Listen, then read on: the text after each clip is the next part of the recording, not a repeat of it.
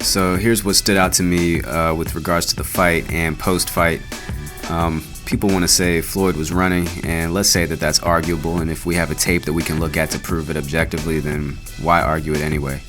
So assuming that Floyd was running, and people want to criticize him for that, then why shouldn't those same people criticize Pacquiao for not knowing how to cut the ring off? If after 60 fights, Pacquiao still doesn't know how to cut the ring off, then what does that really say about Pacquiao?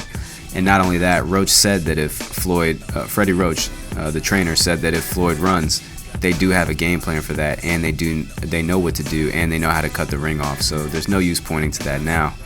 And assuming Floyd was running, it's funny how he's criticized for that, but no one criticizes Sugar Ray Leonard for the way he danced around Marvin Hagler. And in this fight, they also criticize Floyd for laying on the ropes, but they don't criticize Muhammad Ali for laying on the ropes against George Foreman.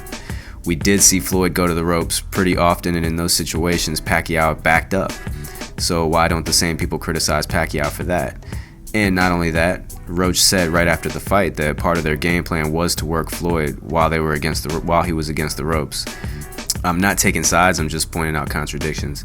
Also, for Manny's camp to say we don't want to make excuses, and then mention the injury, that's actually making excuses. They're saying we don't want to make excuses, but here's our excuse.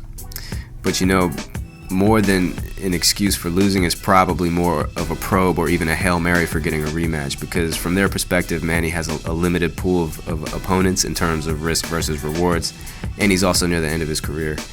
I think the fact that Freddie said he deemed the shoulder healthy enough to fight says something. And I think the fact that Pacquiao threw so few punches says something also, but I think that the fact that the stats looked exactly like every other Mayweather fight says something as well, and might even say a little bit more, because every Mayweather opponent has a significantly lower punch output when they face him. Another interesting aspect is how Pacquiao brought religion into the fight, because saying God would deliver Floyd into his hands and talking about what God would do actually nullifies any excuse. So Pacquiao just ended up looking like Robert Guerrero, and I wonder why the fans don't consider that to be over the top in terms of talking before a fight. And if anything, it just makes Christianity look bad, because Pacquiao talks about what's going to happen in God's name, and then it ends up not being true. So I wonder if the fans think that that's subject to criticism. Floyd is criticized for bragging, but everything that he says ends up being true. And one thing to consider is that in the Bible, Jesus did brag.